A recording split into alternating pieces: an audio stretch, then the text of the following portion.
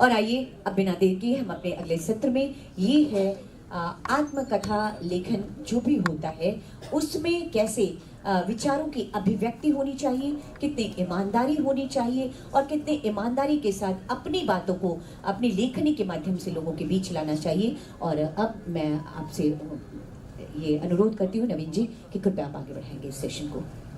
Ma'am, Yatish sir की तारीफ का तो ठीक था, मेरे बारे में आपने जो कहा मैं चाहता हूँ मेरे क्लास टीचर्स को सुनती आज ये रिकॉर्ड हुआ हो तो मुझे देना, मैं उनको भेजूंगा। हमेशा उन्होंने नारायकी समझा मुझे। कोई बात नहीं सर, ऐसा ही होता है, अचानक लोग अच्छे निकल जाते हैं, पता नहीं कैसे। अचानक जो घटना हुई है या दुर्घटना हुई है। अच्छा, खाना वाना खाया सबने? पीछे आगे तो खाया, मैंने सबको देखा था, चेक किया मैंने। पीछे सबने खाया है? Very good. अरे यार, फ्रूट्स किसी को पसंद है यहाँ पर?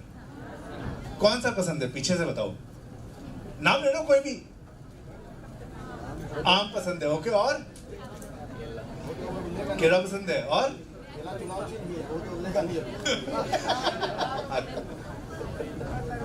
तरबूज पसंद है। अरे वाह, तो काफी सारे फल पसंद हैं। और ये सवाल मैं इसलिए पूछ रहा हूँ सर, सवाल की शुरुआत मैं आपसे करता हूँ, अंगूर पसंद है आपको? अंगूर खट्टे तो नहीं लगते? क्यों पूछा इसकी बात मैं बाद में करूंगा। दरअसल मैं समझ सकता हूँ कि जो व्यक्ति ये प्रश्न पूछ रहा है उस किताब को कितनी गंभीरता से पढ़ चुका है। और अंगूर बतौर यतीश कुमार मेरे लिए वो प्रतीक है, वो चिन्ह है जो आपको बार बार याद दिलाता है कि आप कहाँ से आए हैं और कहाँ पे अंगूर आपको कभी नहीं मिल पाए और अंगूर वाला भी आपको कैसे परेशान करता था। ऐसे बहुत लंबी स्टोरी, इसकी किताब पढ़नी पड़ेगी, लेकिन इसको मैं थोड़ा सा और अलग तरीके से उत्तर दूंगा नवीन की। इसको दुख जो है ना, दुख को आप अनुभव समझिए। जो सकारात्मक पक्ष है, जैसे आप जहाँ से निकलना है आपको दुख को दुख की तरह नहीं समझना है, दुख को अनुभव की तरह समझना है। तो अंगूर मेरे लिए एक अनुभव है जो मुझे आज तक प्रेरित पुश करता है, संबल बनाता है कि आगे आप और बेहतर करना है। इस किताब में अंगूर एक बहुत महत्वपूर्ण हिस्सा है। सर ने साहब कहा कि अभावों में गुजरते हुए जब हम बहुत सी चीज़ों को देखते हैं कि अंगूर एक बच्चे को खाते हुए देखना, ये एक अंगूर वाला जिस तरह से बच्चे को दया भाव के साथ अंगूर देता है और वो किस तरह से मन में भाव को उत्पन्न करता है। बुरी बात यहाँ नहीं कहेंगे, इसको शुरू करेंगे। आप जब किताब को यहाँ पढ़िएगा तो आपको जो है काफ़ी, जब बात कर रहे थे तो गूज़बम्प्स हो रहे थे मुझे। काफ़ी मार्मिक कई सारे इसमें किताब के अंदर स्मृतियाँ दर्ज हैं, या आत्मकथा या संस्मरण हम इसको जो भी कहें। किसी भी कहानी में पात्र जो है वो सिर्फ मनुष्य नहीं होते, पात्र बहुत सारी जगहें होती हैं, जगह भी हो सकती है। इस किताब में एक बहुत महत्वपूर्ण पात्र है अस्पताल। एक अस्पताल जहाँ इस कहानी के पात्र चीकू, जो सर की अपनी कहानी है, चीकू बचपन का नाम है, उनकी माँ वहाँ काम करती हैं और अस्पताल के पीछे ही एक अस्थाई से बने हुए स्थान पर ये परिवार के साथ रहते हैं, कुछ और लोग भी उधर रहते हैं। तो ये अस्पताल में रहते हुए अस्पताल की कहानियाँ हैं। और अस्पताल ऐसा है जो कि दर्द को देखता है रोज। कभी बच्चे के जन्म के साथ किलकारियाँ देखता है, लेकिन दर्द होता है। कई घटनाएं हैं, जैसे कोई बस पलट गई और मृत शरीर के ऊपर राजनीति होती है, लोग जले हुए आते हैं, उन जले हुए लोगों को देखना। और ये चीज़ें एक बच्चा लगातार देखता चला आ रहा है।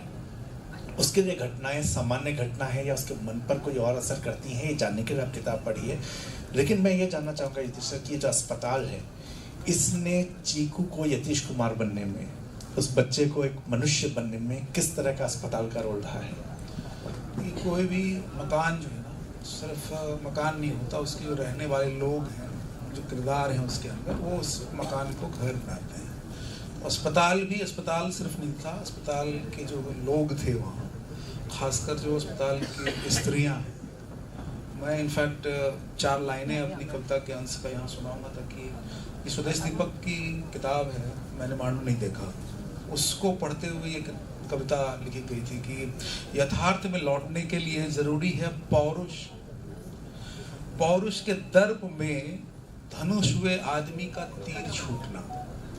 मतलब कि जो पुरुष तत्व है उसको जितना आप कम करेंगे उतना बेहतर मनुष्य। तो अस्पताल ने मेरे पौरुष तत्व को बेहतर बनाने में मदद की, जिसका जिक्र है वहाँ पे। और वहाँ जो स्त्रियाँ जो किरदार में हैं, मौसी है या दीदी है या माँ है, 5-6 मौसियाँ हैं, तो उन सब का जो रोल रहा है वो बहुत अहम रहा है। और हम जैसे जैसे अनुभव की सीढ़ी चढ़ते हैं तो कई बार आपको वहाँ से धकेल भी दिया जाता है, फिर आपको कोई संभालता है।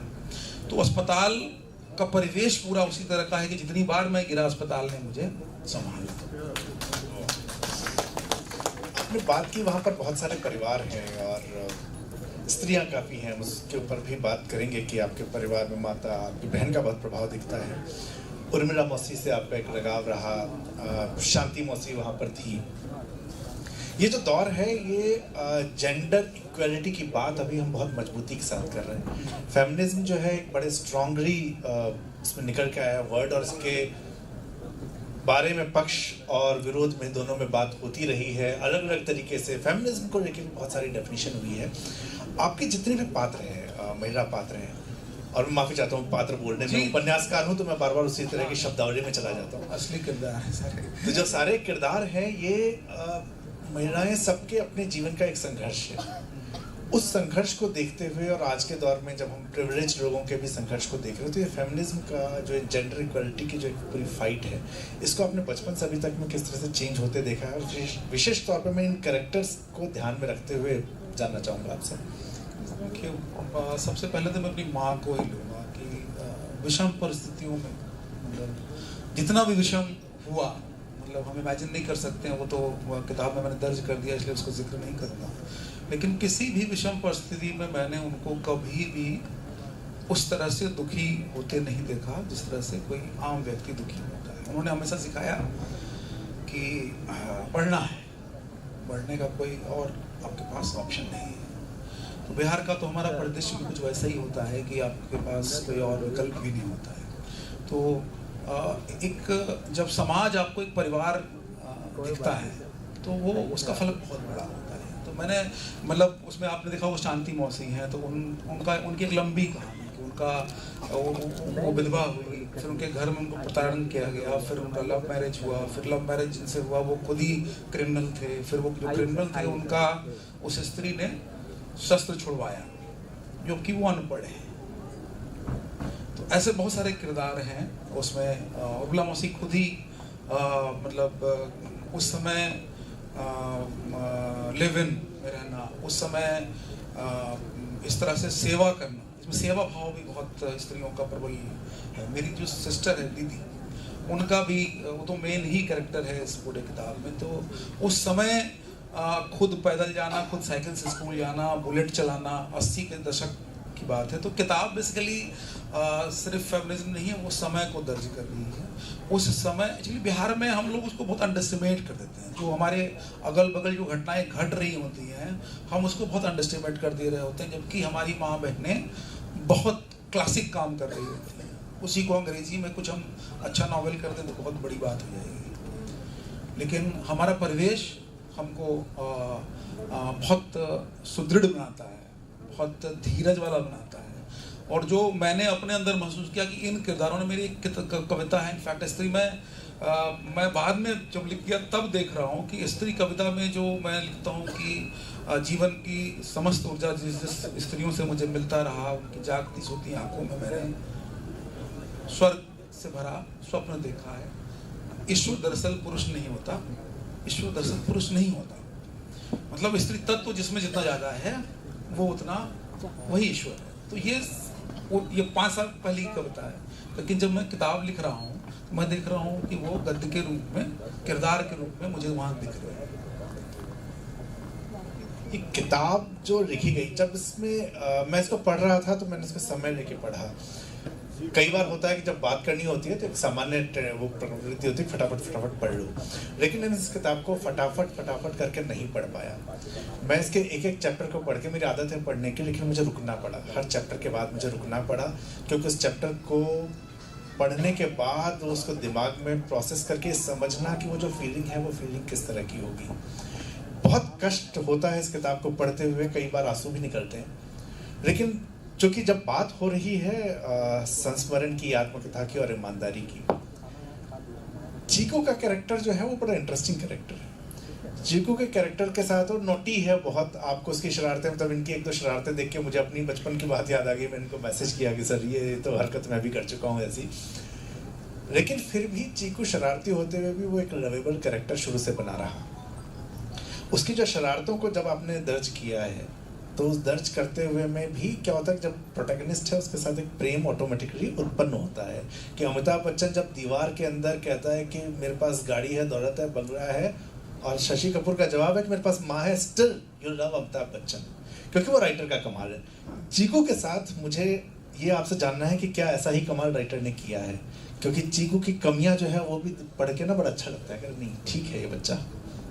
देखिए ये बहुत डिफ़िकल्ट रहा है, और मैंने कोशिश की कि जो हुआ वही लिखूं, और लिखते समय जो तटस्थता होती है उसको मैंने कोशिश किया। परफेक्शन तो 100% तो कुछ भी नहीं होता, वो कहना झूठ होगा कि 100% सब कुछ सही है, सारा ईमानदारी, ये सब तो नहीं होगा। लेकिन कोशिश की है कि हम जैसे हुई ये घटनाएं वैसे ही ये दर्ज हो। इसका इस तरह से कह सकते हैं कि इसमें 90% जो किरदार हैं वो जिंदा हैं इस ससुराल के, और इस किताब को पढ़ चुके हैं। मेरी माँ इसको तीसरी बार पढ़ रही है इस समय। तो किसी ने अभी तक मुझे एक बार भी कोई इंगित इस तरह से नहीं किया कि हाँ मैंने कुछ उसमें लाग किया है, क्योंकि इसमें बहुत सारी वो पल भी दर्ज हैं जिसमें मैं ईर्ष्यालु होता हूँ, जिसमें शंकालु होता हूँ, जिसमें मैं बदमाशियाँ करता हूँ, पिटवाता हूँ दीदी को। इसमें उसमें जो जो बच्चे करते हैं वो सब है, और एक्सट्रीम भी है जब इसका फादर डेथ हो रहा होता है और वो खुश हो रहा होता है। तो एक बच्चे का एक्सट्रीम है, वो सब कुछ दर्ज है वहाँ पे।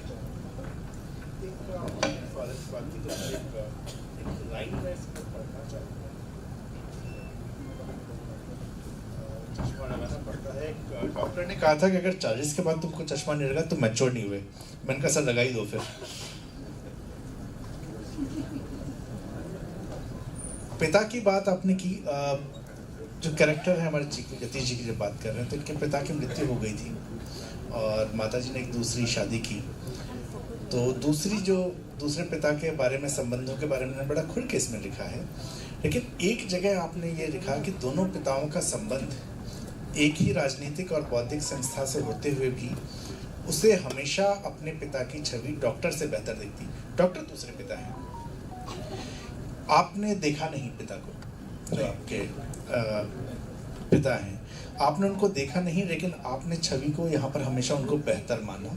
तो ये छवि बेहतर मतलब बनी है किस आधार पर बना है ये? क्योंकि आपने देखा नहीं, आप उनको जानते नहीं, सिर्फ तस्वीर देखी गई है। बहुत अच्छा प्रश्न। इनफैक्ट इसका जवाब मैंने पहले चैप्टर में लिखा है कि बहुत सारी चीज़ें जब आप संस्मरण लिखने जाते हैं तो एक खिड़की खुलती है, फिर 2, फिर 10, फिर 1000, लेकिन 1000 के बाद भी वो संस्मरण पूरा नहीं होता है। फिर आप उस किरदारों के पास जाते हैं कि अच्छा कैसा हुआ था मौसी, अच्छा माँ कैसा हुआ था। तो जब मेरा जन्म ही हुआ उनकी मृत्यु के बहुत मतलब 7 महीने बाद, तो मेरे पास तो स्मृतियाँ सिर्फ वाचन, जो अभी बात हो रही थी पार्वती की, तो ये वाचन परंपरा से एक निर्माण होता है चरित्र का। तो हर व्यक्ति जो घर में था उसने मेरे पिता की पूरी मूर्ति मेरे सामने खड़ा कर दी थी। तो उसके बाद चूंकि रिलेशनशिप किसी से खराब होता है ना, तो आप उसकी मूर्ति पहले ही ध्वस्त कर देते हैं। तो चूंकि भाई कोई मेरे माँ के जीवन में आ रहा है तो मैं तो उसको उसी नज़र से देखूंगा कि यार मेरा जगह खा रहा है, सीधी बात है। तो उसको उसी तरह से दर्ज किया है। तो भले कम्युनिस्ट पार्टी के दोनों थे, लेकिन अच्छा उनका अभी लोग कास्ट का हिसाब किताब है तो उनका सिचुएशन कुछ और था। तो वो सारी चीज़ें मैंने उसी तरह से दर्ज की है ताकि जो मुझे महसूस हुआ, जिस तरीके से हुआ, बेहतर है कि मैं उसी तरीके से उसको लिखूं। इसी पेज पर एक बात और है कि माँ के साथ जो अपनापन पिता का था वो बेटे के साथ अजनबीपन में बदलता जा रहा था। तो इसका एक जवाब तो मुझे मिला कि जो ईर्ष्या थी वो ईर्ष्या कहीं ना कहीं माँ के प्रति भी निकल के आई है। लेकिन ये जो माँ का आपके साथ अजनबीपन, जिसकी आपने शिकायत किताब में बहुत जगह की है, ये सिर्फ आपके साथ था या बहन के साथ भी था? ये दोनों के साथ ऐसा एक्चुअली क्या है कि समय एक स्त्री है जो जिसे 10 घंटे 12 घंटे काम करने, अस्पताल की नौकरी कैसी होती है ये सबको पता है, इमरजेंसी ड्यूटी कब आती है, और जो समाज है वहाँ सवर्णों का है पूरा, और वो हक समझते हैं। अगर वो आ गए तो आपको सब काम छोड़ करके दाल पक रहा है कि नहीं पक रहा है, जल रहा है कि नहीं जल रहा है, आपको पहले जाकर इंजेक्शन देना। इस चक्कर में तो मैंने जिक्र किया कि मेरी दीदी इंजेक्शन देना सीख गई माँ को रेस्ट देने के लिए। तो मुद्दा ये है कि भाई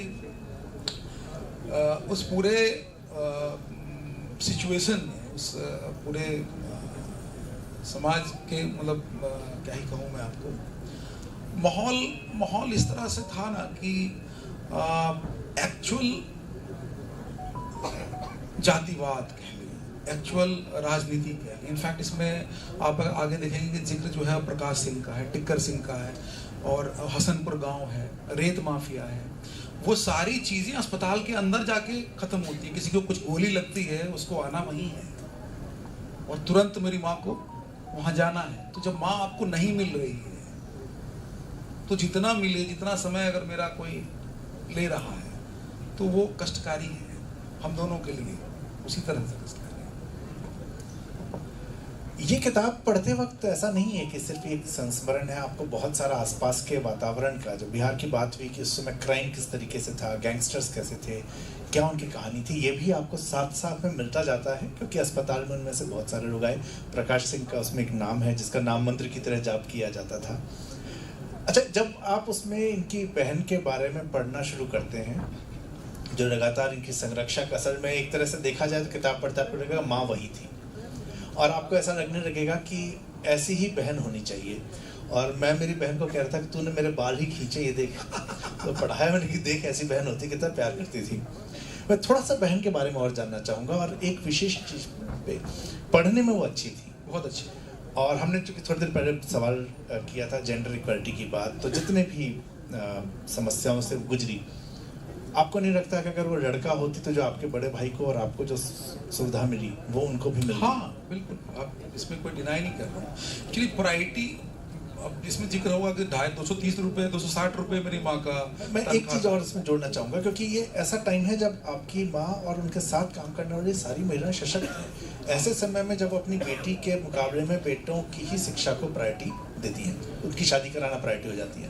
मुद्दा वो नहीं है, इसको मैं इस तरह से रखूँगा कि चूँकि बड़े भाई बड़े हैं 5 साल से, ठीक है, और माँ का तनख्वाह 260 रुपये है। सैनिक स्कूल तिलैया का जो फीस है वो 3600 रुपये है। मामला यही खत्म हो जाता है। तो मैं ये नहीं कहूँ कि मुझ में और मेरी दीदी के पढ़ाई में कोई अंतर हुआ। यहाँ पे अगर डिफरेंस आता तो मैं माँ को ब्लेम करता इस किताब में, लेकिन चूंकि एक बच्चे को पढ़ाने के लिए 2 को कुर्बानी देने का मामला है यहाँ पे, और उन दोनों के बीच में बहुत अंतर नहीं हुआ। चूँकि दीदी बहुत मुखर थी और बहुत सुंदर थी मेरी दीदी, तो जो सुंदर स्त्रियों को जो दिक्कत होती है, लड़कियों को जो दिक्कत होती है समाज में, और चूँकि वो बोल्ड थी, वो राजदूत धर्मपाल मौसा का लेकर उड़ जाते थे, तो वो बोल्डनेस किसी को अच्छा नहीं लगता है उस समय। तो चूँकि मुझसे बड़ी थी, मैं बहुत छोटा था, तो मैं वो प्रोटेक्शन वाला जो एक होता है बिहार में कि मैं अपनी दीदी को बचाऊँगा, ये सब चक्कर, वो भी चक्कर मेरे साथ उतना नहीं था। तो दीदी ने लेकिन कभी भी एक पल भी उसके मन में कोई डर नहीं आया, टिकी रही। हालांकि उसको उसका सबक मिला, क्योंकि इस किताब में उसका जिक्र है अच्छे से। और अगर मैं लास्ट में जो मैंने लिखा कि वही एक ऐसी चीज़ है जो मुझे लगता है कि मैं नहीं कर पाया। अगर टाइम मशीन हो तो मैं सिर्फ, अगर मुझे कोई बोले कि ठीक करना तो वही ठीक करना। दीदी का कैरेक्टर वाकई बहुत प्यारा, तब मेरी उसके बाद मिलने की इच्छा हुई, और ये था कि जब मैं यहाँ आऊँगा तो इनसे बात करूँगा कि जब मौका मिले तो मुझे उनसे जरूर मिलवाइएगा। एक और चीज़, चूँकि ये बात इसमें रिश्तों की लगातार बात होती रही है, और माँ से नाराजगी लगातार दिखती रही है। इसको आपने लिखा, ये कहानी आपके बचपन से 20 वर्ष तक की उम्र की कहानी मूल रूप से है? हाँ, कह सकते हैं, मतलब मोस्टली 10th तक का है, 15 साल तक की 15 साल। तो ये एक शॉर्ट पीरियड की कहानी है। उस उम्र से इस उम्र तक आते हुए बहुत सारी चीज़ें चेंज हो जाती हैं। तो ऐसा कुछ था जो लगा कि उस समय आपको लगता था कि उस समय आपको ठीक लगता था, लेकिन आज लगता है कि सोच गलत है? और इसके लिए मैं स्पेशली एक लाइन का इसमें मेंशन करना चाहूँगा। चीकू अलग थलग बस माँ को निहारता रहता और माँ डॉक्टर साहब को खुश रखने में लगी रहती। ये एक ऐसे दौर में है जब ये आरोप आप माँ पर लगा रहे हैं, जब वो स्ट्रगल कर रहे हैं। आपने खुद कहा कि उनकी सैलरी इतनी कम थी, 3 बच्चे हैं, उनको पढ़ाना है, और फिर वो अपना स्ट्रगल कर रही हैं। ऐसे स्ट्रगल में समाज की नज़रें भी खराब हैं। एक पुरुष जीवन में आता है जो कि उनको भी एक सामाजिक तौर पर सुरक्षा प्रदान करता है। बच्चों के लिए भी एक पिता का आसरा सिर पे आता है। तो क्या आपको नहीं लगता कि ये उनकी मजबूरी थी कि वो जो है उनका ज़्यादा ध्यान रखें? और क्योंकि आपने लगातार लिखा कि आपकी नाराज़गी है वो दिखता रहा है, और एक जगह पे जब इंदिरा गांधी की हत्या के बाद दंगे होते हैं, वहाँ पर यतीश जी लिखते हैं कि दंगे के बाद ये लोग जा रहे हैं कहीं, और माँ ने जो है वहाँ चीकू को कस के पकड़ा हुआ है। तो माँ का जो वात्सल्य है वो वहाँ डॉक्टर साहब के साथ नहीं था, वो चीकू के साथ था।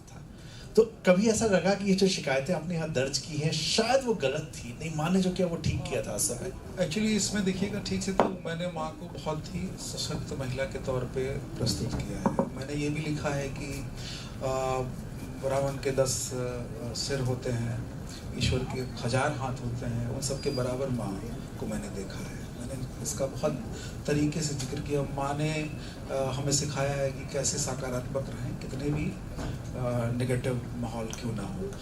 वो जो चैप्टर है, जिस चैप्टर पे आप अभी हैं ना, उस चैप्टर के इधर उधर बहुत सारी बातें माँ के पॉजिटिव चीज़ों की, लेकिन वो चैप्टर चूँकि अब आप सोचिए एक लेखक उस समय सिर्फ बच्चा है।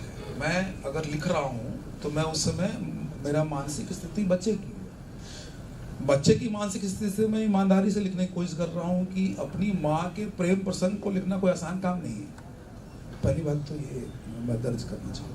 लेकिन वो जो दिख रहा है मैं उसको झुठला तो नहीं सकता, जस्ट इसलिए कि मैं जस्टिफाई करने की कोशिश करूँगा तो फिर तो किताब कहीं कहीं चली जाएगी। तो मैंने कहीं पे भी कोई जस्टिफिकेशन नहीं दिया है, बशर्ते कि माँ को रह करके मुझे पिटाई बहुत हुई है। मैं जब बदमाशियाँ करके आता था, रात में मछली मार के आता था, तो मुझे वो घड़े के पानी से ठंड में नहला देती थी। तो गुस्सा तो आता है, लेकिन वो आपको कितना तैयार कर रही है फ्यूचर के लिए, उसका जिक्र है।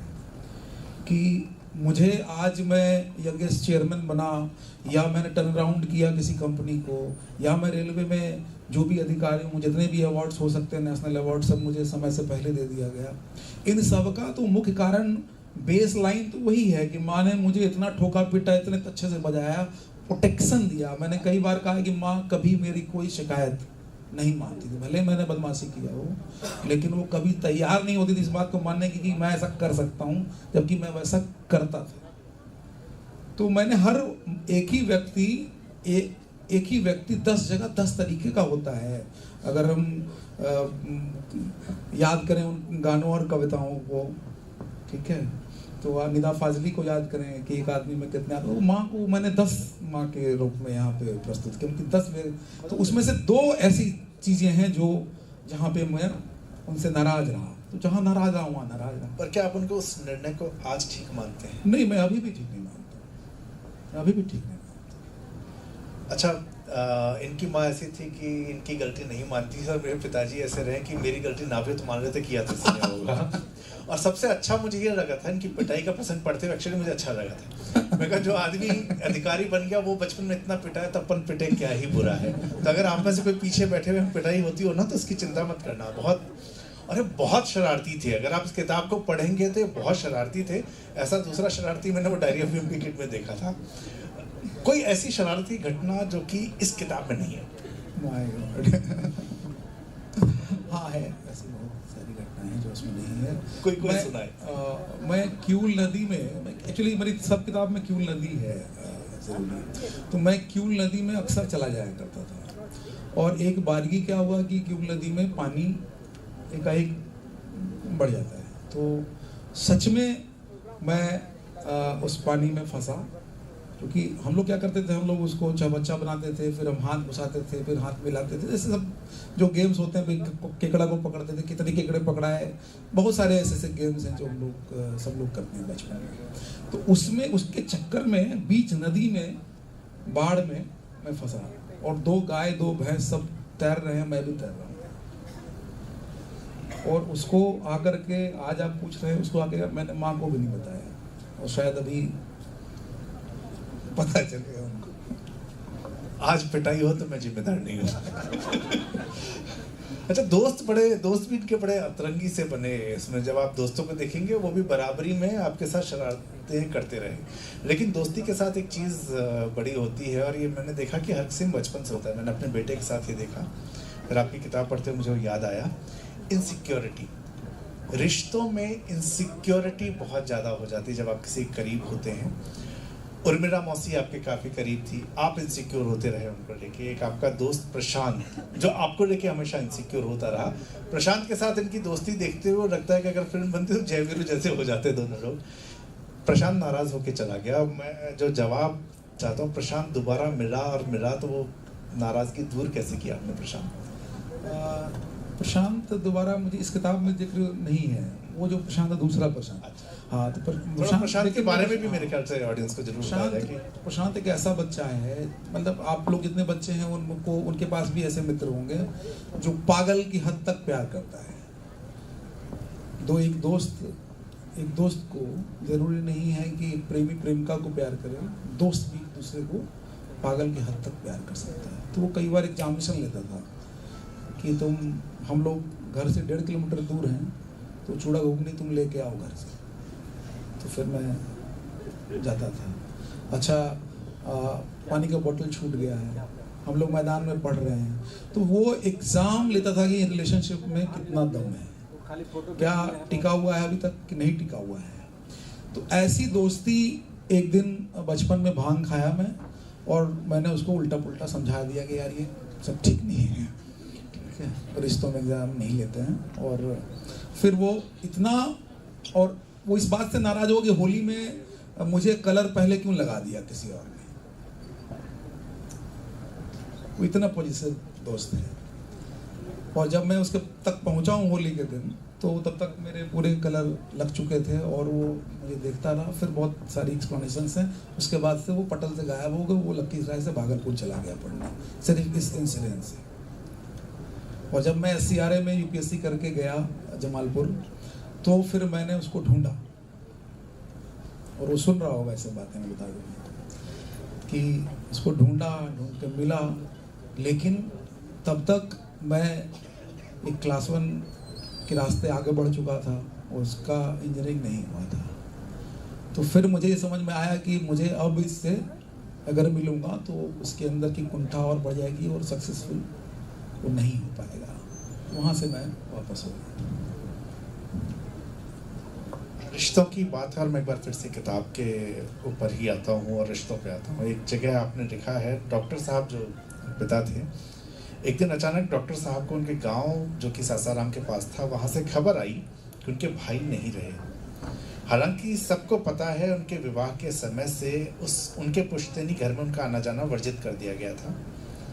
फिर भी उस दिन कहाँ से भाई के लिए इतना प्रेम अचानक उभर आया, पता नहीं। क्या मृत्यु ही ऐसे बंधन बनाती है जो सालों से रूठे को पास लाने में सक्षम है? ये डॉक्टर साहब के भाई के बारे में अपने रिश्ते की बात की है। डॉक्टर साहब की मृत्यु हुई तो क्या वो आपके पास आ पाए?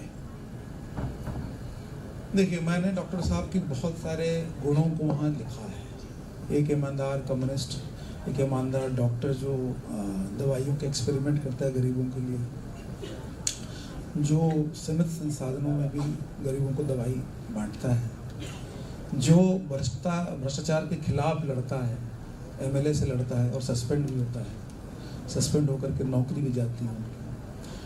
तो देखिए, उनमें 1000 गुण जो रहे हैं उसका भी जिक्र है। और चूंकि वो एक आदिवासी समुदाय से आ रहे हैं, और उस आदिवासी समुदाय में पूरे जिला में वो अकेले डॉक्टर बने हैं, तो उनके अंदर खुद बहुत सारा संशय है। उस संशय को लेकर के वो रिलेशनशिप में आए हैं। उस रिलेशनशिप में वो बाकी डॉक्टर से नहीं मिलते हैं, है ना। बहुत सारी चीज़ें हैं जो एक मनोविज्ञान के तौर पे देखने की चीज़ें हैं। तो मैं जिस पहलू को जिस तरीके से देख रहा हूँ उसको मैंने उसी तरीके से दर्ज किया। तो पिता के लिए जो प्रेम मेरा है वो मेरी 5 कविता है अंतस की खुरचन में, उस 5 कविता में 5 तरह के पिता हैं। लेकिन फिर वही चीज़ है कि एक व्यक्ति है, उसके 5 व्यक्तित्व हैं। ठीक है, पिता तुम मुझे सर्किट बोर्ड की तरह अबूझ अनजान मिले, ये पंक्तियां हैं, वो वही हैं सर्किट बोर्ड, नहीं समझ में आते हैं, क्या करा जाए। आपकी यात्रा जो रही सारे से अधिकारी बनने तक, क्योंकि युवा यहाँ बहुत सारे हैं जो कि कंपटीशन की दुनिया में जी जाना चाहते हैं, तो इसको थोड़ा सा मैं इस यात्रा के बारे में जी। आपसे जानना चाहूँगा कि किस तरह की ये यात्रा रही, इनको आप क्या उसमें कहना चाहेंगे कि कैसे ये लोग आगे बढ़ें। सबके अपने जीवन में संघर्ष होंगे। देखिए बच्चों में खासकर अगर मैं कहूँ तो ये आज का सेशन आप लोगों को समर्पित है, क्योंकि मैं चाहता हूँ आप ये किताब इसलिए पढ़ें ताकि आप में भी थोड़ा सा अगर सिचुएशन को हैंडल करने का जो भी गुण है वो आ जाए तो बहुत बेहतर है। प्राथमिकता, ठीक है, समर्पण 100%, ये 2 चीज़ बहुत ज़रूरी है। पहले आप डिसाइड कर लीजिए कि प्रायोरिटी लाइफ में क्या है और उसके ऊपर आप 100% समर्पित हो जाइए। जब आप पूरा हृदय किसी चीज़ पे लगा देते हैं, when you keep your heart at right place, जो आप अपना हृदय पूरा दिल और दिमाग को एक कर देते हैं, तो कुछ भी डरने की बात कहीं नहीं आती। मैंने देखा है कि मेरी जो यात्रा रही है, जब हमारे पास कुछ भी रुपया नहीं था, पैसा नहीं था, वहाँ से आज मैं स्कूल और बाकी चीज़ों जहाँ जहाँ मैं जो हो सकता है करता हूँ, तो ये इस पूरे सफ़र में सिर्फ एक ही चीज़ है कि आप बेहतर मनुष्य बने। और शायद मैं साहित्य में इसलिए ही आया कि मुझे और बेहतर मनुष्य बनने की ज़रूरत लगी। मेरे अंदर जो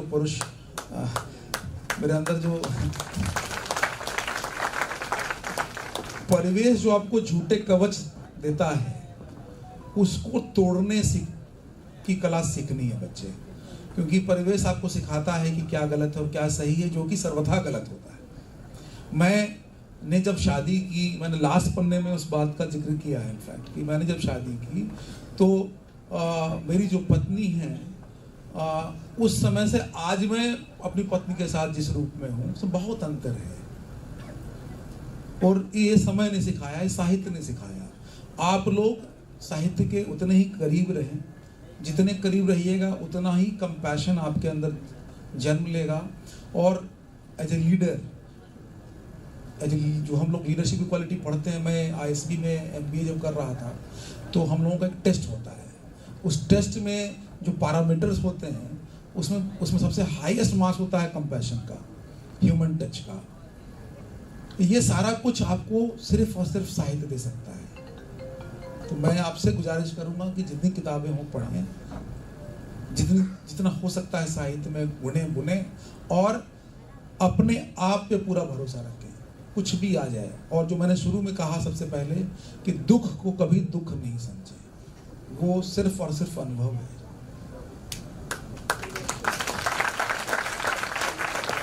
मैं ऑडियंस की तरफ चलने से पहले आपसे एक सवाल, इनफैक्ट दोनों सवाल एक साथ जोड़ देता हूँ। इस किताब को लिखने की जरूरत क्या थी? या पहले सवाल का जवाब देते हैं, मैं दूसरा उसके बाद ही जोड़ूंगा जी। वाह वाह वाह, बहुत अच्छा। एक्चुअली क्या है कि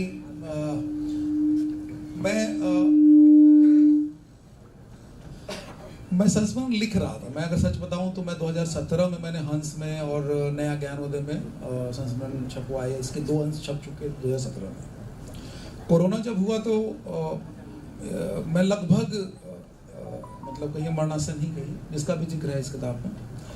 तो उस समय मुझे समझ में आया कि नहीं, मैं अगर इस अनुभव को, जो एक अस्पताल का अनुभव है, जो उस समय का अनुभव है, जो 80 से 90 का दशक है बिहार का, उसको लिए बिना कहीं गुम हो गया तो बहुत समाज के साथ धोखा होगा मेरी ओर से, एक जिम्मेदार लेखक की ओर से ये धोखा होगा। दूसरी बात कि शायद मैं भूल जाऊं, शायद मैं बुढ़ापे में वो स्मृति वैसी ना रहे, क्या भरोसा समय का, आज का जो चल रहा है दौर। तो इसको को मद्देनजर रखते हुए मैंने सोचा कि बच्चों या बाकी लोगों तक ये बात जितनी जल्दी पहुंच पाए, डिस्पाइट कि मेरे प्रकाशक भी इसके विरुद्ध थे शुरुआत में कि आप क्या कर रहे हैं, आप पहले कहानी लेके आते, क्योंकि ये परंपरा के विरुद्ध है। और मैंने देखा है कि परंपरा के विरुद्ध जब भी आप कुछ करिएगा, पूरे मन से करिएगा, तो आपको सफलता मिलनी है 100%। सामने रंजन जी बैठे हुए हैं परंपरा के विरुद्ध काम करने वाले। किताब में बहुत सारे इमोशंस हैं और इतने इमोशन से गुजरने के बाद, इतनी घटनाओं से गुजरने के बाद कई बार व्यक्ति भावनाओं के प्रति निरपेक्ष हो जाता है, एकदम भय, घृणा, प्रेम, हर चीज़ के प्रति निरपेक्ष हो जाता है। ऐसा कुछ हुआ कि आप निरपेक्ष में कुछ भावनाओं के प्रति, या कोई भावनाएं ज़्यादा प्रबल हो गई हैं समय के साथ?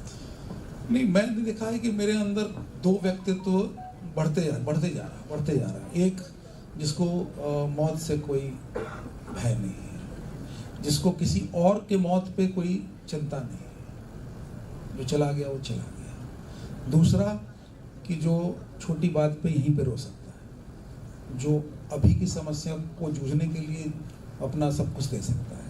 ये दोनों व्यक्तित्व मेरे अंदर, हाँ, उसका भी जिक्र दूसरे चैप्टर पे है कि मैंने लिखा है वहाँ पे क्योंकि मेरे घर में मौत लगातार पिछले 3 साल में मेरी पत्नी की माँ, फादर, ब्रदर सबका डेथ हुआ, लेकिन मैं आई डोंट थिंक कि मैं एक सेकंड के लिए भी क्योंकि मेरी इंद्रियाँ जाग जाती है, टफेस्ट सिचुएशन में जाग जाती है। ये इस पूरे जीवन यात्रा की देन कहूँ मैं।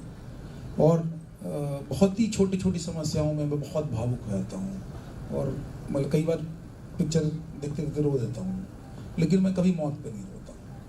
तो ये दोनों व्यक्तित्व तो बढ़ रहे हैं जिसको मैं रियलाइज भी कर रहा हूँ। लेकिन जब भांग खा लेते हैं तो इंद्रियां कैसे जगती हैं वो आपको किताब में पढ़ना पड़ेगा, ठीक है? तो ऑडियंस कोई क्वेश्चन किसी की तरफ से? माइक।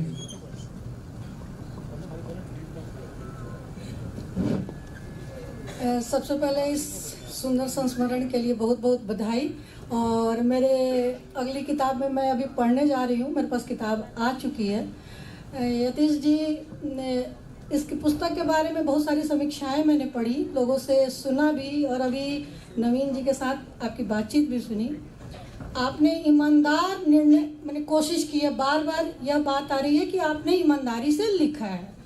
तो मेरा सवाल यह है, थोड़े संस्मरण से इतर भी हो सकता है, मेरा सवाल यह है कि एक स्त्री, आपकी माँ एक स्त्री थी, समाज के परंपरा के विरुद्ध अगर आज भी हमारे समाज में एक पत्नी की डेथ हो जाती है तो तुरंत शादी हो जाती है, और यह हमारे लिए एक सामान्य सी बात है।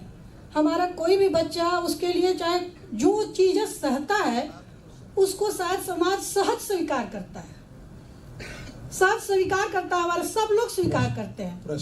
लेकिन आप अपनी माँ ने जो कदम उठाया, वो आप सोच सकते हैं कि माँ ने कितना टफ, उस सिचुएशन में कितना टफ कदम उठाया।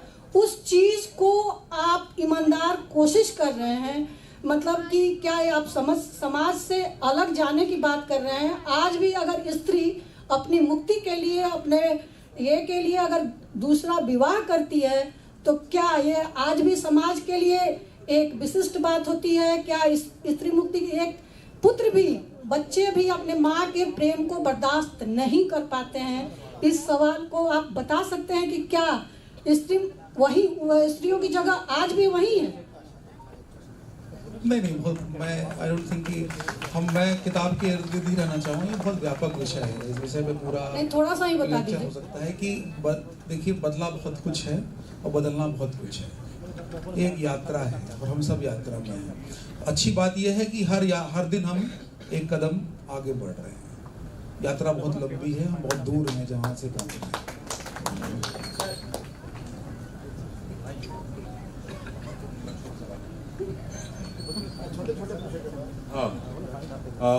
हम बिहार से बानी जी। हमार भाषा भोजपुरी बटे। हमारा उम्मीद बा कि वो समझ में आई भोजपुरी। नवीन सर के नाई राजस्थान से बनी है। आई बिहार से हूँ मैं। अरे राजस्थान सॉरी, ठीक बा। सवाल हमारी रहला बाटे कि जैसे सर बताओ तो नहीं है कि रवा माता जी के चरित्र चित्रण कर ले बनी तरीका के लिखले बनी रो आपको हबो के नहीं है कि उनका प्रेम प्रसंग लिखल बहुत कठिन बाटे चाहे एगो बच्चा खाती बाप के चरित्र चित्रण लोग कह लेला कसहू कली दूसर प्रेम विवाह हो जी चाहे जैसे हो जी कली माई के लिखत घरी तनी जो समाज बाटे हमनी के वो कही कि लइका ललायक हो गेल बाटे का लिखत बाटे बनू तो ई किताब लिखत घरी ई मन में रोई डर रहे नहीं, कोई डर नहीं है, क्योंकि मेरी माँ मुझे बेहतर समझती है, अच्छे से जानती, मैं अपनी माँ को बहुत अच्छे से जानता हूँ। इसका जवाब बहुत जल्दी एक इंटरव्यू आने वाला मेरी माँ का, और मुझे लगता है उनके जवाब से बेहतर जवाब मैं नहीं दे सकता हूँ। और है ना, और मैं उनके जवाब का समरी आपको बता रहा हूँ सर, कि जब वो पहली बार इस किताब को पढ़ी तो बहुत डर के पढ़ी क्योंकि वो दर्द बार बार याद आ जाएगा और बहुत सारा XYZ। दोबारा पढ़ी तो एक पाठक के तौर पर पढ़ी, और तिबारा पढ़ी तो गर्व से पढ़ रही है।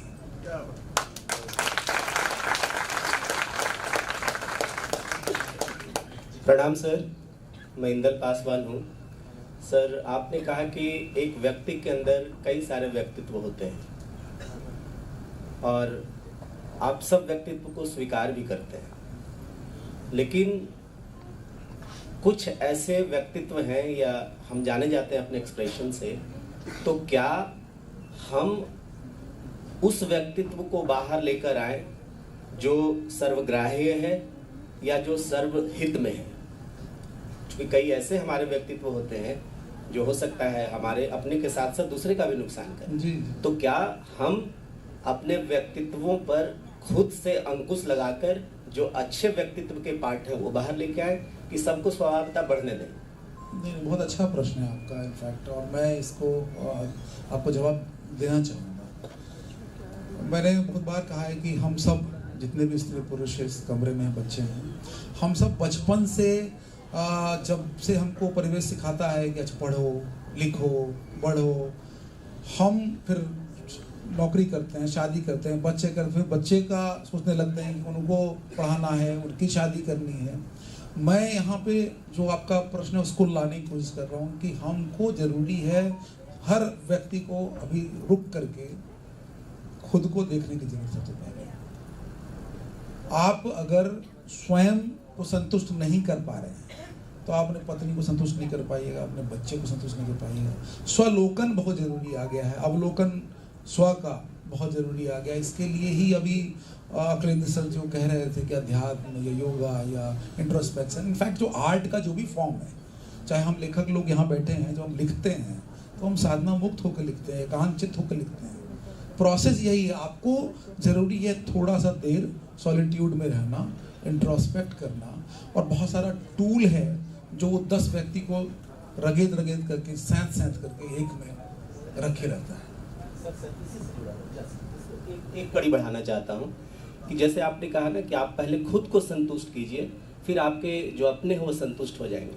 सर, मैंने अपने अनुभव से अभी तक ये देखा है कि जिस काम में मैं संतुष्टि ढूंढता हूँ या मुझे अच्छा लगता है, जनरली उन्हीं कामों से मेरे सबसे क्लोज लोगों को परेशानी होती है। उन्हीं कामों से मैं बहुत संतुष्ट महसूस करता हूँ। मेरे कई सारे मित्र हैं जो घर परिवार की चिंता किए हुए वो सारे काम करते हैं जिससे बच्चों का हित हो, समाज का हित हो, पर्यावरण का हित हो, लेकिन उन्हीं सारे कार्यों से हमारे अपने का, मेरे दोस्त का, मेरी पत्नी का, मेरी माँ को प्रॉब्लम होता है।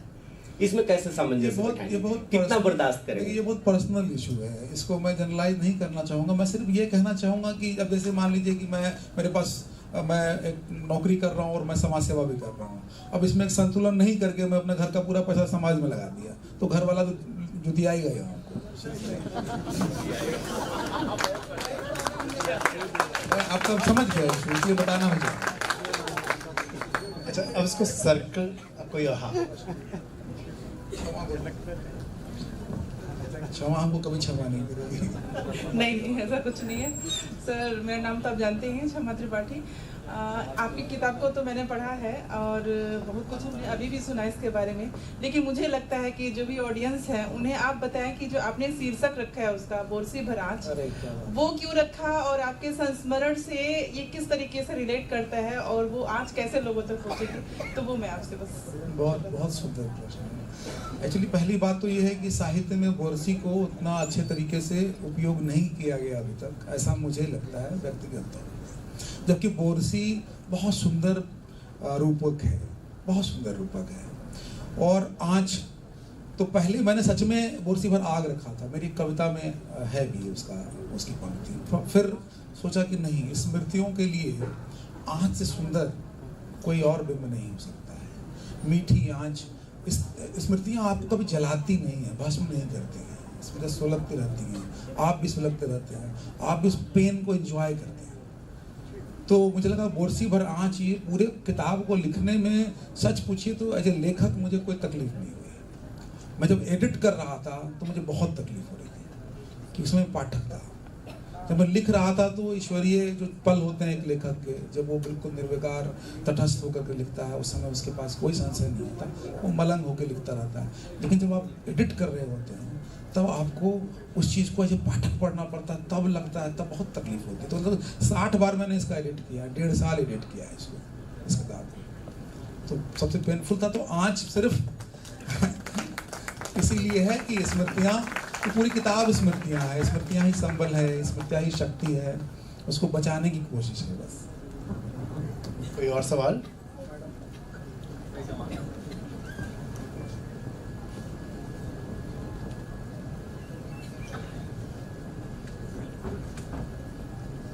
सेशन के लिए तो पहले बधाई दूंगी, बहुत अच्छा चला, बहुत कुछ जानने समझने का मौका मिला।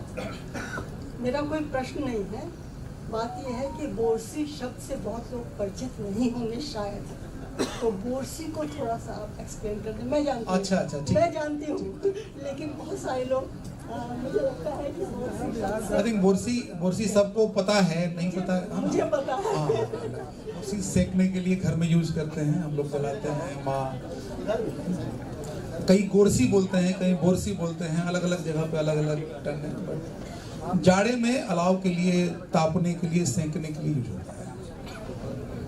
बहुत शुक्रिया आप सभी और यतीश्वर आपका भी। ये किताब मैंने पढ़ी, काफ़ी इमोशंस इसमें निकल के आते हैं। और जो एक बात हुई थी कि ये किताब सिर्फ इनका संस्मरण नहीं है, ये कहीं ना कहीं एक मोटिवेशन भी देती है कि आप किसी भी तरह के संघर्षों से गुजर कर आप एक अच्छे मुकाम पर पहुंच सकते हैं। तो इसलिए ये किताब जो है आपको ज़रूर पढ़नी चाहिए। और जो सवाल था, जो सेशन था कि संस्मरण लिखते हुए ईमानदारी की जो बात थी, तो अगर ये रजत शर्मा का आपकी अदालत होती तो बड़ी ईमानदारी से हम इनको बरी करते हैं इस चीज़ के लिए। बहुत बहुत धन्यवाद। बहुत बहुत धन्यवाद करती हूँ यतीश कुमार जी का और नवीन चौधरी जी का, इतने अच्छे तरीके से इस सेशन को मॉडरेट करने के लिए। और मुझे लगता है यतीश जी ने जितने ईमानदारी से और जितनी संजीदगी से जो बातें मैंने सुनी, बहुत संजीदगी और बहुत ईमानदारी से आपने लिखा है। तो मैं यही चाहूँगी रेलवे से कि अगर कोई भी प्रमोशन बच रहा है तो ज़रूर आपको जल्दी से मिल जाए, क्योंकि मैं तो आपको समय से पहले ही नौकरी छुड़वा रही थी। एक बार तालियां हो जाए इनके लिए।